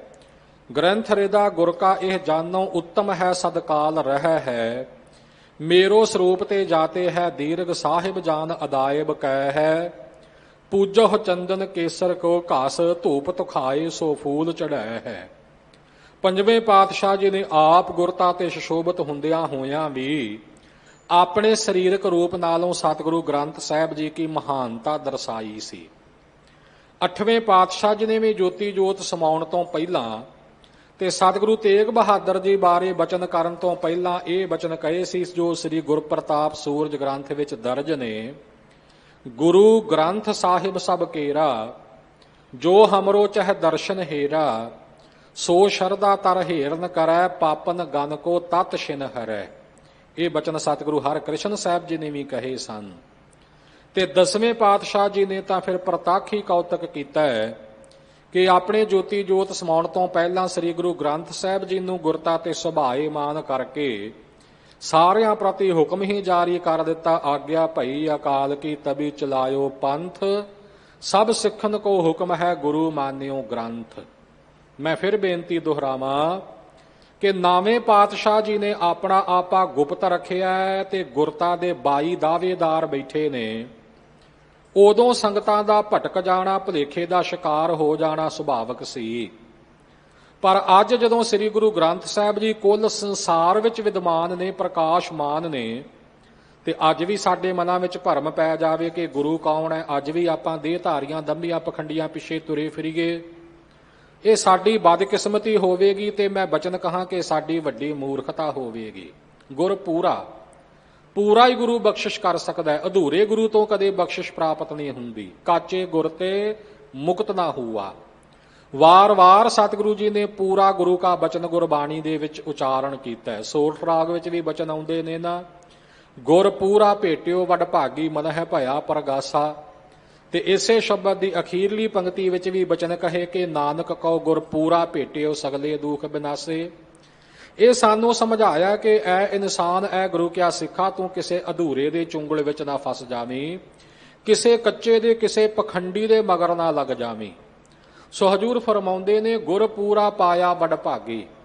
ਵੱਡਿਆਂ ਭਾਗਾਂ ਦੇ ਨਾਲ ਪੂਰਾ ਗੁਰੂ ਪ੍ਰਾਪਤ ਕਰ ਲਿਆ। ਧੰਨ ਸਤਿਗੁਰੂ ਨਾਨਕ ਦੇਵ ਸਾਹਿਬ, ਸ੍ਰੀ ਗੁਰੂ ਅੰਗਦ ਦੇਵ ਸਾਹਿਬ ਜੀ, ਧੰਨ ਸਤਿਗੁਰੂ ਅਮਰਦਾਸ ਸਾਹਿਬ ਜੀ, ਜਿਨ੍ਹਾਂ ਦੀ ਸ਼ਰਨ ਵਿੱਚ ਸ੍ਰੀ ਗੁਰੂ ਰਾਮਦਾਸ ਜੀ ਨੇ ਸੇਵਾ ਕੀਤੀ ਤੇ ਜਿਨ੍ਹਾਂ ਤੋਂ ਮਹਾਨ ਬਖਸ਼ਿਸ਼ਾਂ ਪ੍ਰਾਪਤ ਕੀਤੀਆਂ। ਮਨੁੱਖ ਦਾ ਮਨ ਚੰਚਲ, ਦਸੋ ਦਿਸ਼ਾਵਾਂ ਵਿੱਚ ਦੌੜਦਾ ਭੱਜਦਾ ਫਿਰਦਾ, ਇੱਕ ਖਿੰਦ ਮਾਤਰ ਵੀ ਟਿਕਦਾ ਨਹੀਂ। ਪਰ ਜਦੋਂ ਵੱਡਿਆਂ ਭਾਗਾਂ ਸਦਕਾ ਪੂਰੇ ਗੁਰੂ ਕੀ ਪ੍ਰਾਪਤੀ ਹੋ ਗਈ, ਗੁਰੂ ਕੀ ਸ਼ਰਨ ਮਿਲ ਗਈ, ਹਰ ਮੰਤਰ ਦੀਆ, ਨਾਮ ਮੰਤਰ, ਵਾਹਿਗੁਰੂ ਕੇ ਨਾਮ ਦਾ ਮੰਤਰ ਸਤਿਗੁਰਾਂ ਨੇ ਬਖਸ਼ਿਆ, ਆਪਣਾ ਨਾਮ ਨਹੀਂ ਜਪਾਇਆ। ਧੰਨ ਸਤਿਗੁਰੂ ਨਾਨਕ ਦੇਵ ਜੀ ਪ੍ਰਮਾਤਮਾ ਦਾ ਪ੍ਰਤੱਖ ਸਰੂਪ ਜਗਤ ਵਿੱਚ ਪ੍ਰਗਟ ਹੋਏ। ਇਤਿਹਾਸ ਪੜ੍ਹ ਕੇ ਵੇਖੀਏ ਕਦੇ ਕਿਸੇ ਨੂੰ ਕਿਹਾ ਕਿ ਮੇਰਾ ਨਾਮ ਜਪੋ, ਨਾਨਕ ਨਾਨਕ ਜਪੋ? ਨਹੀਂ। ਵੇਦ ਕਤੇਬ ਅਗੋਚਰਾ ਵਾਹਿਗੁਰੂ ਗੁਰ ਸ਼ਬਦ ਸੁਣਾਇਆ। ਵਾਹਿਗੁਰੂ ਗੁਰ ਮੰਤਰ ਦੀ ਦਾਤ ਮਹਾਰਾਜ ਨੇ ਬਖਸ਼ਿਸ਼ ਕੀਤੀ, ਜਿਸ ਕਰਕੇ ਮਨ ਠਾਢੇ, ਮਨ ਟਿਕਾਊ ਵਿੱਚ ਆ ਗਿਆ। ਭਾਈ ਸਾਹਿਬ ਭਾਈ ਗੁਰਦਾਸ ਜੀ ਬੜੇ ਸੁੰਦਰ ਬਚਨ ਫਰਮਾਨ ਕਰਦੇ ਨੇ। ਪਵਨ ਗਮਨ ਜੈਸੇ ਗੁੜੀਆ ਉਡਤ ਰਹਿ, ਪਵਨ ਰਹਿਤ ਗੂਡੀ ਉਡ ਨਾ ਸਕਤ ਹੈ। ਡੋਰੀ ਕੀ ਮਰੋਰ ਜੈਸੇ ਲਟੁਆ ਫਿਰਤ ਰਹਿ, ਤਾਉ ਹਾਉ ਮਿਟੈ ਗਿਰ ਪਰੈ ਹੋਵੈ ਥਕਤ ਹੈ। ਕੰਚਨ ਅਸੁੱਧ ਜਿਉ ਕੁਠਾਰੀ ਠਹਿਰਾਤ ਨਾਹੀ, ਸੁਧ ਭਏ ਨਿਹਚਲ ਸ਼ਬ ਕੈ ਸ਼ਕਤ ਹੈ। ਦੁਰਮਤ ਦੁਬਦਾ ਭ੍ਰਮਤ ਹੈ ਚਤਰ ਕੁੰਟ, ਗੁਰਮਤ ਏਕ ਟੇਕ ਮੌਨ ਨਾ ਬਕਤ ਹੈ। ਉਦਾਹਰਣਾਂ ਫਰਮਾਈਆਂ ਕਿ ਪਤੰਗ ਗੁੱਡੀ ਲਿਆ ਕੇ ਬਾਲਕ ਉਡਾਉਂਦੇ ਨੇ ਆਕਾਸ਼ ਵਿੱਚ। ਕਿਉਂ ਉੱਡਦੀ ਹੈ? ਹਵਾ ਦੇ ਵੇਗ ਨਾਲ, ਹਵਾ ਦੀ ਚਾਲ ਨਾਲ। ਹਵਾ ਤੋਂ ਬਿਨਾਂ ਉਹ ਗੁੱਡੀ ਪਤੰਗ ਜਿਹੜੀ ਹੈ ਉੱਡ ਨਹੀਂ ਸਕਦੀ। ਸਾਡਾ ਮਨ ਵਾਸ਼ਨਾਵਾਂ ਰੂਪੀ ਪਾਉਣ ਨਾਲ ਉੱਡੂ ਕਰਦਾ ਫਿਰਦਾ ਹੈ। ਸਤਿਗੁਰਾਂ ਦੀ ਕਿਰਪਾ ਨਾਲ ਵਾਸ਼ਨਾਵਾਂ ਰੂਪੀ ਪਾਉਣ ਜਿਹੜੀ ਹੈ ਇਹ ਰੁਕ ਜਾਵੇ, ਇਹ ਖਤਮ ਹੋ ਜਾਵੇ ਤਾਂ ਮਨ ਉੱਡੇਗਾ ਨਹੀਂ, ਟਿਕਾ ਵਿੱਚ ਆ ਜਾਵੇਗਾ। ਪੁਰਾਣੇ ਲੱਕੜ ਦੇ ਲਾਟੂ ਨੂੰ ਆਲੇ ਦੁਆਲੇ ਡੋਰੀ ਘੁਮਾ ਕੇ ਤੇ ਇੱਕ ਸਿਰਾ ਡੋਰੀ ਦਾ ਜ਼ੋਰ ਨਾਲ ਖਿੱਚਿਆ ਕਰਦੇ ਸਨ ਬਾਲਕ, ਤੇ ਉਸ ਦੀ ਗਤੀ ਦੇ ਨਾਲ ਲਾਟੂ ਜਿਹੜਾ ਸੀ ਉਹ ਘੁੰਮਿਆ ਕਰਦਾ ਸੀ। ਪਰ ਉਹਨਾਂ ਚਿਰ ਜਿੰਨਾ ਚਿਰ ਉਹ ਡੋਰੀ ਦੀ ਮਰੋੜ ਦਾ ਉਹਦੇ ਤੇ ਅਸਰ ਹੈ। ਜਦੋਂ ਉਹ ਅਸਰ ਮੁੱਕ ਗਿਆ ਉਸ ਵੇਲੇ ਥੱਕ ਕੇ ਉਹ ਲਾਟੂ ਡਿੱਗ ਪੈਂਦਾ ਜ਼ਮੀਨ ਉੱਪਰ, ਫੇਰ ਨਹੀਂ ਘੁੰਮਦਾ। ਇਸੇ ਪ੍ਰਕਾਰ ਸਾਧ ਸੰਗਤ ਜੀ ਸਾਡੇ ਤਰ੍ਹਾਂ ਤਰ੍ਹਾਂ ਦੇ ਜਿਹੜੇ ਦੁਨਿਆਵੀ ਖਿਆਲ ਨੇ ਨਾ, ਇਹ ਮਾਨੋ ਐਸੀ ਡੋਰ ਹੈ ਕਿ ਜੋ ਸਾਡੇ ਮਨ ਰੂਪੀ ਲਾਟੂ ਨੂੰ ਘੁਮਾਉਂਦੀ ਰਹਿੰਦੀ ਹੈ। ਜਦੋਂ ਦੁਨੀਆ ਦੀਆਂ ਆਸਾਂ ਮਨਸਾ ਤ੍ਰਿਸ਼ਨਾ ਤੋਂ ਪਾਸੇ ਹੋ ਜਾਵੇ ਮਨ ਗੁਰੂ ਕੀ ਕਿਰਪਾ ਨਾਲ, ਤਦੋਂ ਅਡੋਲ ਹੋ ਜਾਂਦਾ ਹੈ। ਕੰਚਨ ਅਸੁੱਧ ਜਿਉ ਕੁਠਾਰੀ ਠਹਿਰਾਤ ਨਾਹੀ, ਸੁੱਧ ਪਏ ਨਿਹਚਲ ਸ਼ਬ ਕੈ ਸ਼ਗਤ ਹੈ। ਖਾਣਾ ਵਿੱਚੋਂ ਜਦੋਂ ਸੋਨਾ ਕੱਢਿਆ ਜਾਂਦਾ ਉਹਦੇ ਵਿੱਚ ਅਨੇਕ ਪ੍ਰਕਾਰ ਦੀਆਂ ਅਸ਼ੁੱਧੀਆਂ ਨੇ। ਕੁਠਾਲੀ ਵਿੱਚ ਪਾਉਂਦਾ ਹੈ ਸੁਨਿਆਰ, ਉਸ ਨੂੰ ਹੇਠਾਂ ਅੱਗ ਬਾਲਦਾ ਹੈ ਤੇ ਉਹ ਉਬਲਦਾ ਹੈ, ਇੱਧਰ ਉੱਧਰ ਭੱਜਾ ਦੌੜਾ ਫਿਰਦਾ, ਠਹਿਰਦਾ ਨਹੀਂ ਕੁਠਾਲੀ ਵਿੱਚ। ਪਰ ਜਦੋਂ ਸਾਰੀ ਮੈਲ ਉਹਦੇ ਵਿੱਚੋਂ ਨਿਕਲ ਜਾਵੇ, ਸ਼ੁੱਧ ਹੋ ਜਾਵੇ, ਤਾਂ ਫਿਰ ਉਹ ਉਬਲਦਾ ਨਹੀਂ, ਫਿਰ ਉਹ ਦੌੜਦਾ ਭੱਜਦਾ ਨਹੀਂ, ਫਿਰ ਟਿਕ ਜਾਂਦਾ ਹੈ, ਫਿਰ ਉਹਦੀ ਸੋਭਾ ਵੀ ਵੱਧ ਜਾਂਦੀ ਹੈ, ਫਿਰ ਉਹਦੀ ਕੀਮਤ ਵੀ ਵੱਧ ਜਾਂਦੀ ਹੈ। ਇਸੇ ਪ੍ਰਕਾਰ ਸਾਡੇ ਮਨ ਦੀਆਂ ਈਰਖਾ ਤੇ ਹੋਰ ਅਨੇਕ ਪ੍ਰਕਾਰ ਦੀਆਂ ਔਗਣਾ ਵਿਕਾਰਾਂ ਦੀਆਂ ਮੈਲਾਂ ਸਾਡੇ ਮਨ ਰੂਪੀ ਸੋਨੇ ਨੂੰ ਟਿਕਣ ਨਹੀਂ ਦਿੰਦੀਆਂ। ਭਾਉ ਭਗਤੀ ਦੀ ਅੱਗ ਜਦੋਂ ਬਾਲੀਏ, ਪਹਿਲਾਂ ਤਾਂ ਇਹ ਮਨ ਬਥੇਰਾ ਦੌੜਦਾ ਭੱਜਦਾ, ਟਿਕਦਾ ਨਹੀਂ ਸਿਮਰਨ ਵਿੱਚ, ਬੰਦਗੀ ਵਿੱਚ। ਸੁਨਿਆਰਾ ਅੱਗ ਬਾਲੀ ਜਾਂਦਾ, ਅੱਗ ਦਾ ਜਿਹੜਾ ਤਾ ਹੈ ਦਈ ਜਾਂਦਾ, ਦੇਈ ਜਾਂਦਾ। ਆਖਰ ਉਹ ਪਲ ਆ ਜਾਂਦਾ ਹੈ ਜਦੋਂ ਸੋਨੇ ਵਿੱਚੋਂ ਮੈਲ ਮੁੱਕ ਜਾਂਦੀ ਹੈ ਤੇ ਉਹ ਟਿਕਾ ਵਿੱਚ ਆ ਜਾਂਦਾ ਹੈ। ਬਾਣੀ ਪੜ੍ਹਦੇ ਰਹੀਏ, ਸਿਮਰਨ ਕਰਦੇ ਰਹੀਏ, ਕਦੇ ਗੁਰੂ ਕੀ ਕਿਰਪਾ ਹੋਵੇਗੀ ਇਹ ਮਨ ਟਿਕਾ ਵਿੱਚ ਆਵੇਗਾ। ਦੁਰਮਤ ਦੁਬਦਾ ਭ੍ਰਮਤ ਹੈ ਚਤਰ ਕੁੰਟ। ਖੋਟੀ ਮਤ ਦੇ ਪ੍ਰਭਾਵ ਕਰਕੇ ਦੁਬਦਾ ਵਿੱਚ ਲੱਗਾ ਹੋਇਆ ਇਹ ਮਨ ਚੌਹਾਂ ਦਿਸ਼ਾਵਾਂ ਵਿੱਚ ਭਰਮਦਾ ਭਟਕਦਾ ਫਿਰਦਾ ਹੈ, ਪਰ ਗੁਰਮਤ ਏਕ ਟੇਕ। ਜਦੋਂ ਗੁਰੂ ਕੀ ਮਤ ਲੈ ਲਵੇ, ਗੁਰੂ ਕੀ ਮਤ ਦਾ ਧਾਰਨੀ ਬਣ ਜਾਵੇ ਤੇ ਟੇਕ ਇੱਕ ਗੁਰੂ ਕੀ ਰੱਖ ਲਵੇ, ਮੌਨ ਨਾ ਬਕਤ ਹੈ, ਉਦੋਂ ਫਿਰ ਸਾਰੇ ਹਰ ਤਰ੍ਹਾਂ ਦੇ ਖਿਆਲਾਂ ਵੱਲੋਂ ਇਹ ਚੁੱਪ ਹੋ ਜਾਂਦਾ, ਫੇਰ ਨਹੀਂ ਬਕਦਾ, ਫੇਰ ਨਹੀਂ ਵਾਧੂ ਬੋਲਦਾ, ਫੇਰ ਟਿਕਾ ਵਿੱਚ ਆ ਜਾਂਦਾ ਹੈ। ਇਉਂ ਹਰ ਮੰਤਰ ਦੀਆ ਮਨ ਠਾਢੇ। ਸਤਿਗੁਰੂ ਜੀ ਨੇ ਨਾਮ ਦਾ ਮੰਤਰ ਦਿੱਤਾ, ਜਿਸ ਨਾਮ ਦੇ ਪ੍ਰਭਾਵ ਕਰਕੇ ਤੇ ਗੁਰੂ ਕੀ ਬਖਸ਼ਿਸ਼ ਦੇ ਨਾਲ ਇਹ ਜਿਹੜਾ ਮਨ ਸੀ ਠਾਢੇ ਟਿਕ ਗਿਆ, ਟਿਕਾ ਵਿੱਚ ਆ ਗਿਆ। ਰਾਮ ਹਮ ਸਤਿਗੁਰ ਲਾਲੇ ਕਾਂਡੇ। ਰਾਮ ਹੇ ਰਮੇ ਹੋਏ ਅਕਾਲ ਪੁਰਖ ਵਾਹਿਗੁਰੂ ਜੀ, ਜੋ ਆਪ ਜੀ ਕੇ ਪ੍ਰਤੱਖ ਰੂਪ ਸਤਿਗੁਰੂ ਜੀ ਹਨ। ਆਪਾਂ ਉਹਨਾਂ ਸਤਿਗੁਰਾਂ ਦੇ ਲਾਲੇ ਗੁਲਾਮ ਕਹੇ ਜਾਂਦੇ, ਆਪਣੇ ਆਪ ਨੂੰ ਗੁਰੂ ਕੇ ਗੋਲੇ, ਗੁਰੂ ਕੇ ਗੁਲਾਮ ਹੀ ਸਮਝਦੇ ਆ। ਕਹਿਤ ਕਬੀਰ ਗੁਲਾਮ ਘਰ ਕਾ, ਜੀ ਆਏ ਭਾਵੈ ਮਾਰ। ਮੁੱਲ ਖਰੀਦੀ ਲਾਲਾ ਗੋਲਾ, ਮੇਰਾ ਨਾਉ ਸੁਭਾਗਾ। ਗੁਰ ਕੀ ਬਚਨੀ ਹਾਟ ਬਿਕਾਨਾ, ਜਿਤ ਲਾਇਆ ਤਿਤ ਲਾਗਾ। ਇਉਂ ਅਸੀਂ ਸਤਿਗੁਰੂ ਸੱਚੇ ਪਾਤਸ਼ਾਹ ਜੀ ਕੇ ਦਰ ਕੇ ਗੋਲੇ ਆ, ਗੁਰੂ ਘਰ ਦੇ ਗੁਲਾਮ ਆ। ਬੇਨਤੀ ਹੈ ਨਾ ਗੁਰੂ ਕੇ ਚਰਨਾਂ ਦੇ ਵਿੱਚ, ਰਾਖੋ ਰਾਖਨਹਾਰ ਦਇਆਲਾ, ਨਾਨਕ ਘਰ ਕੇ ਗੋਲੇ। ਸਾਧ ਸੰਗਤ ਜੀ, ਮੈਂ ਬੰਦਾ ਬੈ ਖਰੀਦ, ਇਹ ਬਚਨ ਮਹਾਰਾਜ ਗੁਰਬਾਣੀ ਵਿੱਚ ਕਰਦੇ ਨੇ। ਮੈਂ ਬੰਦਾ ਬੈ ਖਰੀਦ, ਸੱਚ ਸਾਹਿਬ ਮੇਰਾ। ਬੈ ਖਰੀਦ ਜਿਹੜਾ ਪੱਕੇ ਤੌਰ ਤੇ ਖਰੀਦ ਲਿਆ ਹੋਵੇ, ਜ਼ਮੀਨ ਜਿਹੜੀ ਪੱਕੇ ਤੌਰ ਤੇ ਖਰੀਦੀ ਹੋਵੇ, ਉਹਨੂੰ ਆਪਾਂ ਕਹਿੰਦੇ ਕਿ ਬੈ ਕਰ ਲਈ ਹੈ, ਬੈ ਖਰੀਦ ਲਈ ਹੈ। ਜਦੋਂ ਹੁਣ ਆਪਾਂ ਗੁਰੂ ਕੇ ਬੈ ਖਰੀਦ ਬੰਦੇ ਆ, ਤਾਂ ਗੁਰੂ ਕੇ ਹੁਣ ਪੱਕੇ ਦਾਸ ਹੋ ਗਏ। ਜਿਹੜਾ ਗੁਲਾਮ ਹੋਵੇ ਉਹਦੀ ਆਪਣੀ ਮਰਜ਼ੀ ਕੋਈ ਨਹੀਂ ਹੁੰਦੀ, ਉਹਦਾ ਮਾਲਕ ਜੋ ਹੁਕਮ ਕਰੇਗਾ ਉਹਨੇ ਉਹ ਮੰਨਣਾ ਹੁੰਦਾ ਹੈ। ਜਦੋਂ ਗੁਰੂ ਕੇ ਲਾਲੇ ਗੋਲੇ ਬਣ ਜਾਈਏ ਤਾਂ ਫਿਰ ਆਪਣੀ ਮਰਜ਼ੀ ਕਿੱਥੇ ਰਹਿ ਜਾਂਦੀ ਹੈ। ਮੇਰਾ ਮਨ ਆਹ ਚਾਹੁੰਦਾ ਹੈ, ਮੇਰਾ ਮਨ ਏਦਾਂ ਨਹੀਂ ਕਰਨਾ ਚਾਹੁੰਦਾ, ਇਹ ਗੱਲਾਂ ਮੁੱਕ ਜਾਂਦੀਆਂ, ਖਤਮ ਹੋ ਜਾਂਦੀਆਂ। ਫਿਰ ਤਾਂ ਜੋ ਗੁਰੂ ਕਾ ਬਚਨ ਹੈ, ਜੋ ਗੁਰ ਕਹੈ ਸੋਈ ਪਲ ਮੰਨਹੁ। ਫਿਰ ਤਾਂ ਇਹੀ ਭਾਵਨਾ ਕਿ ਗੁਰੂ ਕੇ ਬਚਨ ਨੂੰ ਜਿਹੜਾ ਮੰਨਣਾ ਹੈ। ਤੇਰੇ ਲਾਲੇ ਕਿਆ ਚਤੁਰਾਈ, ਸਾਹਿਬ ਕਾ ਹੁਕਮ ਨਾ ਕਰਨਾ ਜਾਈ। ਮਹਾਰਾਜ ਤੇਰੇ ਲਾਲੇ ਦੀ, ਤੇਰੇ ਗੁਲਾਮ ਦੀ ਤੇਰੇ ਅੱਗੇ ਭਲਾ ਕੀ ਚਤੁਰਾਈ ਹੈ। ਤੇਰੇ ਹੁਕਮ ਦੀ ਉਲੰਘਣਾ ਜਿਹੜੀ ਹੈ ਇਹ ਕਦੇ ਵਾਸਤੇ ਹੋ ਹੀ ਨਹੀਂ ਸਕਦੀ। ਇਉਂ ਅਸੀਂ ਸਤਿਗੁਰੂ ਸੱਚੇ ਪਾਤਸ਼ਾਹ ਜੀ ਕੇ ਦਰ ਘਰ ਦੇ ਲਾਲੇ ਗੋਲੇ ਗੁਲਾਮ ਹਾਂ। ਰਹਾਉ ਵਿਸਰਾਮ ਦੇ ਕੇ ਸਤਿਗੁਰੂ ਮਹਾਰਾਜ ਅੱਗੇ ਫਰਮਾਨ ਕਰਦੇ ਹਨ। ਹਮਰੇ ਮਸਤਕ ਦਾਗ ਦਗਾਨਾ। ਪੁਰਾਣੇ ਸਮਿਆਂ ਦੇ ਵਿੱਚ ਇੱਕ ਰਿਵਾਜ ਹੋਇਆ ਕਰਦਾ ਸੀ ਸਾਧ ਸੰਗਤ ਜੀ, ਉਦੋਂ ਬੰਦਿਆਂ ਦੀਆਂ ਮੰਡੀਆਂ ਲੱਗਿਆ ਕਰਦੀਆਂ ਸਨ। ਗਰੀਬ ਲੋਕਾਂ ਨੂੰ ਵੇਚਿਆ ਜਾਂਦਾ ਸੀ ਪਸ਼ੂਆਂ ਦੀ ਤਰ੍ਹਾਂ ਬਾਜ਼ਾਰਾਂ ਦੇ ਵਿੱਚ।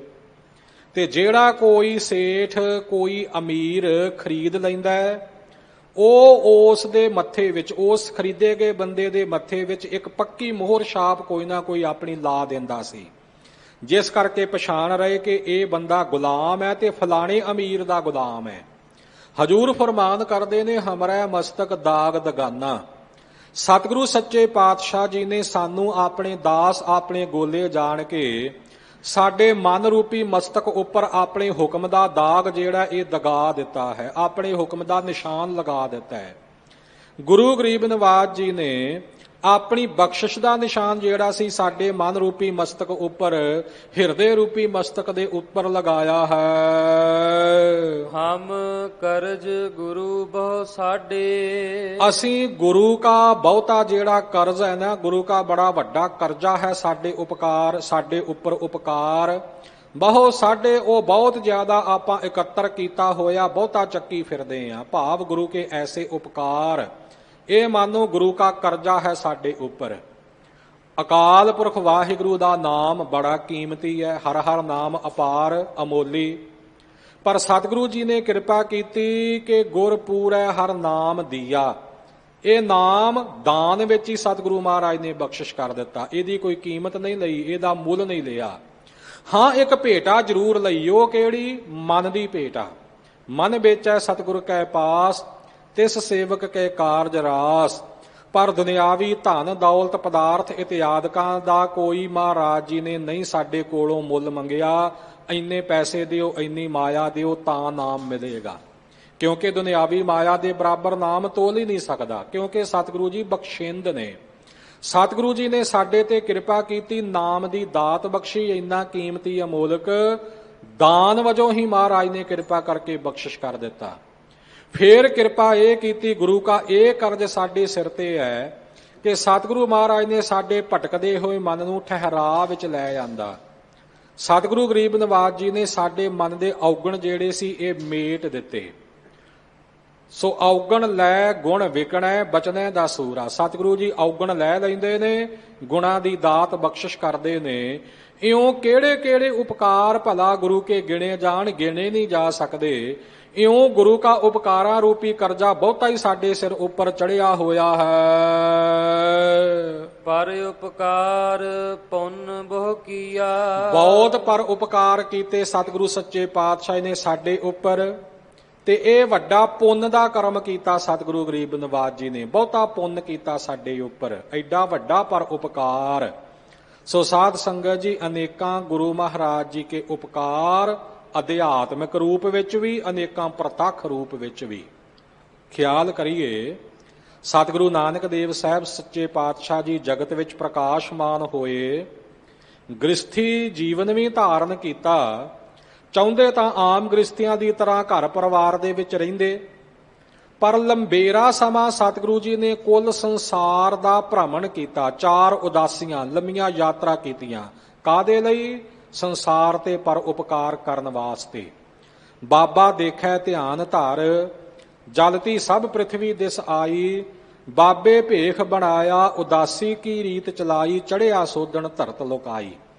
ਲੋਕਾਂ ਨੂੰ ਦੁਖੀ ਵੇਖ ਕੇ, ਲੋਕਾਂ ਨੂੰ ਤੰਗ ਵੇਖ ਕੇ, ਲੋਕਾਂ ਨੂੰ ਜ਼ੁਲਮ ਸਹਾਰਦੇ ਵੇਖ ਕੇ, ਲੋਕਾਂ ਨੂੰ ਵਹਿਮਾਂ ਭਰਮਾਂ ਵਿੱਚ ਪਏ ਵੇਖ ਕੇ ਮਹਾਰਾਜ ਲੋਕਾਈ ਦਾ ਭਲਾ ਕਰਨ ਲਈ ਚੱਲੇ ਨੇ। ਤੇ ਕੇਵਲ ਇਹ ਭਲਾ ਸੰਸਾਰਕ ਨਹੀਂ, ਇਹ ਭਲਾ ਅੱਗੇ ਪਰਲੋਕ ਦਾ ਵੀ ਹੈ। ਲੋਕਾਈ ਦਾ ਮਹਾਰਾਜ ਲੋਕ ਸੰਵਾਰਨ ਵਾਸਤੇ ਆਪਣੇ ਘਰ-ਬਾਰ ਨੂੰ ਛੱਡ ਕੇ ਗਏ ਨੇ ਨਾ। ਫਿਰ ਇਸੇ ਪ੍ਰਕਾਰ ਸਤਿਗੁਰਾਂ ਦੇ ਅਗਲੇ ਸਾਰੇ ਸਰੂਪਾਂ ਦੇ ਉਪਕਾਰ ਵੀ ਆਪਾਂ ਤੱਕੀਏ। ਤੀਸਰੇ ਪਾਤਸ਼ਾਹ ਜੀ ਨੇ ਵੀ ਹਿੰਦੁਸਤਾਨ ਭਰ ਦੀ ਯਾਤਰਾ ਕੀਤੀ ਤੇ ਇਉਂ ਥਾਵਾਂ-ਥਾਵਾਂ ਤੇ ਗੁਰਮਤਿ ਨੂੰ ਪ੍ਰਫੁੱਲਤ ਕੀਤਾ।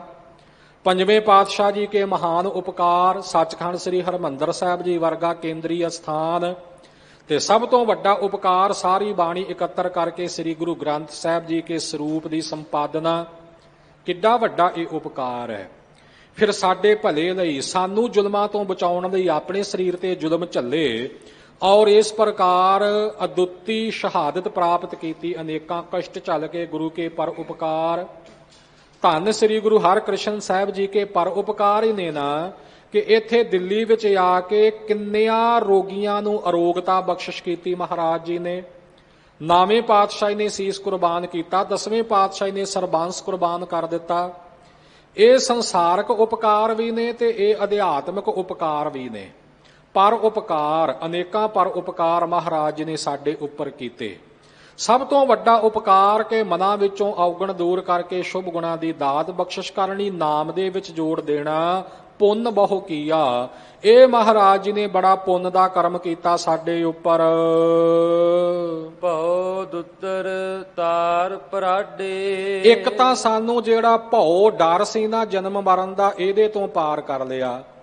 ਤੇ ਇਹ ਜਿਹੜਾ ਭਉ ਹੈ ਨਾ ਸਾਧ ਸੰਗਤ ਜੀ, ਦੁੱਤਰ, ਦੁਸ਼ਤਰ, ਇਹਨੂੰ ਤਰਨਾ ਵੀ ਬੜਾ ਔਖਾ ਹੈ, ਕਠਨ ਹੈ। ਇਹ ਭੈ ਪਰਲੋਕ ਭੈ, ਜਨਮ ਵੇਦਨਾ ਜਾਤ, ਅਨ ਰੱਖਿਆ ਅਰ ਗੁਪਤ ਭੈ, ਅਕਸ ਮਾਤਰ ਭੈ ਸਾਤ। ਹਰ ਪ੍ਰਕਾਰ ਦੇ ਡਰ, ਤੇ ਡਰ ਚੋਂ ਬਾਹਰ ਨਿਕਲਣਾ ਕੋਈ ਸੌਖੀ ਗੱਲ ਨਹੀਂ।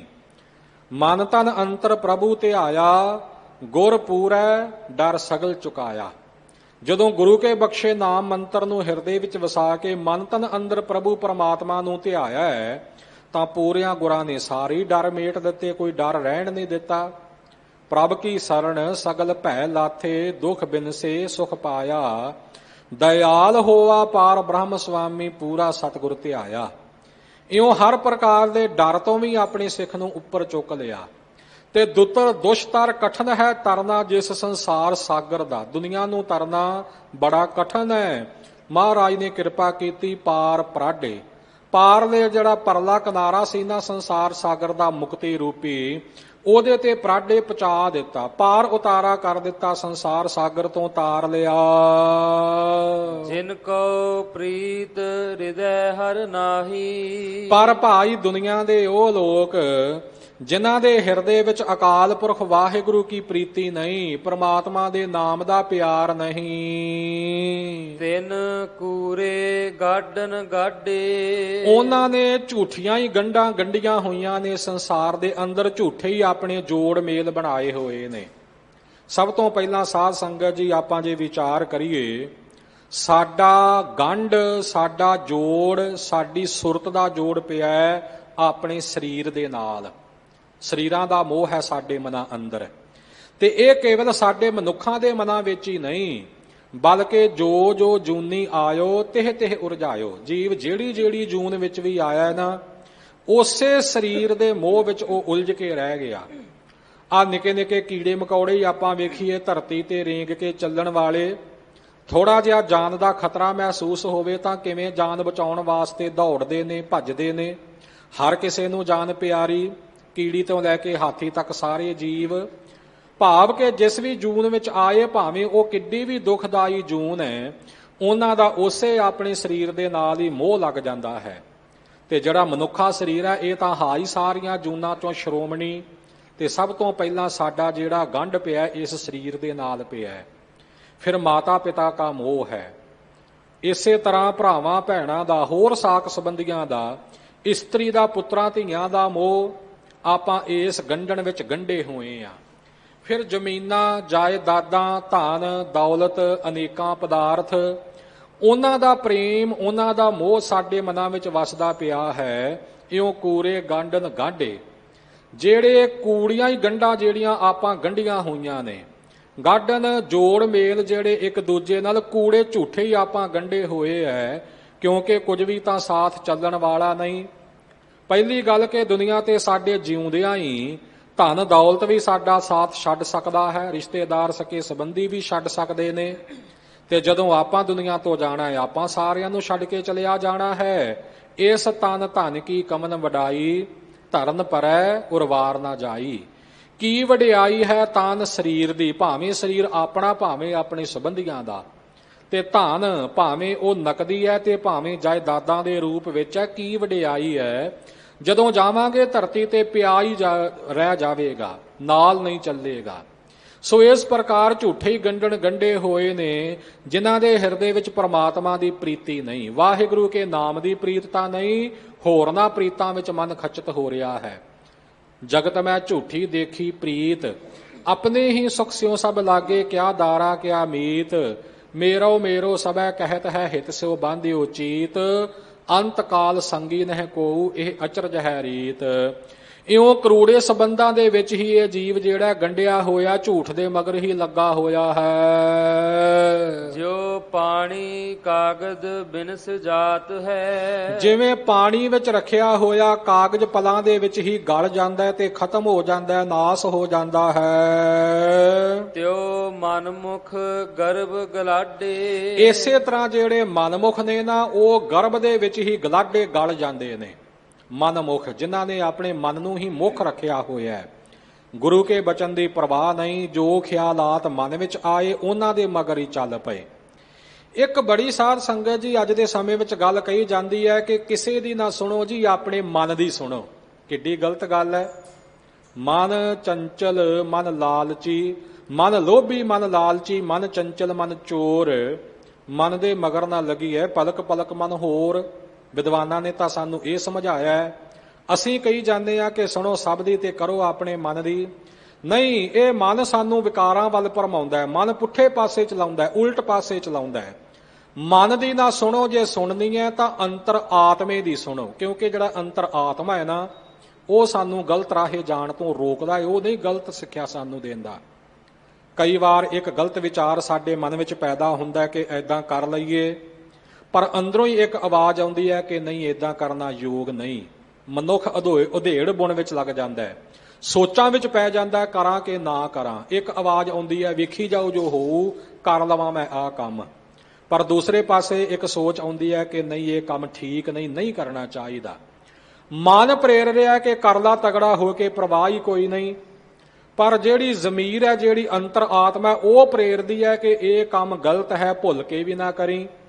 ਜਿਹੜਾ ਮਨੁੱਖ ਅੰਤਰ ਆਤਮੇ ਦੀ ਆਵਾਜ਼ ਸੁਣ ਲਵੇ ਉਹ ਬੁਰੇ ਕਰਮ ਤੋਂ ਬਚ ਜਾਵੇਗਾ। ਜਿਹੜਾ ਮਨ ਦੇ ਮਗਰ ਲੱਗ ਜਾਵੇਗਾ ਉਹ ਫਸ ਜਾਵੇਗਾ।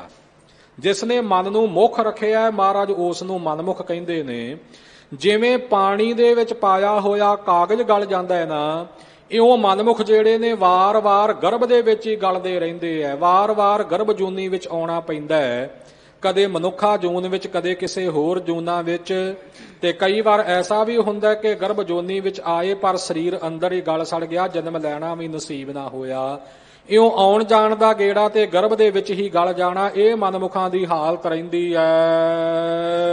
ਹਮ ਜਾਣਿਆ ਕਛੂ ਨਾ ਜਾਣੈ ਆਗੇ, ਗੁਰੂ ਕੇ ਚਰਨਾਂ ਦੇ ਵਿੱਚ ਬੇਨਤੀ ਹੈ ਕਿ ਹਮ ਜਾਣਿਆ ਕਛੂ ਨਾ ਜਾਣੈ ਆਗੇ। ਇੱਥੇ ਜਿਹੜਾ ਪੰਕਤੀ ਵਿੱਚ ਨਾ ਪਦ ਆਇਆ ਇਹ ਦੇਲੀ ਦੀਪਕ ਹੈ।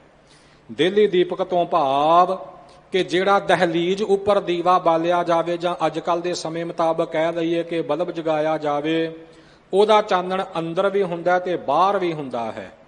ਜਿਹੜਾ ਅੱਖਰ ਦੋਵੇਂ ਪਾਸੇ ਅਰਥ ਦਿੰਦਾ ਹੋਵੇ ਉਸ ਅੱਖਰ ਨੂੰ ਦੇਲੀ ਦੀਪਕ ਕਿਹਾ ਜਾਂਦਾ ਹੈ। ਪੰਕਤੀ ਦਾ ਅਰਥ ਹੋਵੇਗਾ ਹਮ ਜਾਣਿਆ ਕਛੂ ਨਾ, ਇਉਂ ਨੰਨਾ ਅੱਖਰ ਇੱਧਰ ਵੀ ਲੱਗੇਗਾ ਤੇ ਨਾ ਜਾਣੈ ਹੈ ਆਗਾ ਇਹ ਅਗਲੇ ਪਾਸੇ ਵੀ ਲੱਗੇਗਾ।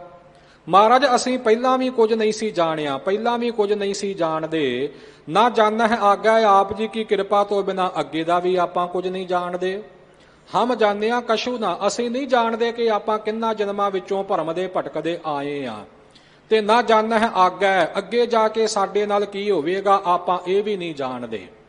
ਆਪਣੇ ਆਪੂ ਨਾ ਤਾਂ ਆਪਣੇ ਜੀਵਨ ਦੀ, ਆਪਣੇ ਅੰਤਰ ਆਤਮੇ ਦੀ, ਆਤਮਿਕ ਗਿਆਨ ਦੀ ਪਹਿਲਾਂ ਸਾਨੂੰ ਸੋਝੀ ਸੀ, ਨਾ ਅਗਾਂਹ ਹੀ ਆਪਾਂ ਜਾਣ ਸਕਦੇ ਹਾਂ। ਜਿਉ ਹਰ ਰਾਖੈ ਤਿਉ ਠਾਡੇ, ਜਿਉ ਹਰ ਰਾਖੈ, ਜਿਵੇਂ ਹਰੀ ਅਕਾਲ ਪੁਰਖ ਵਾਹਿਗੁਰੂ ਕਿਰਪਾ ਕਰਕੇ ਰੱਖਦਾ ਤੇ ਉਹ ਠਾਡੇ ਆਪਾਂ ਉਸੇ ਤਰ੍ਹਾਂ ਹੀ ਖੜੇ ਆ।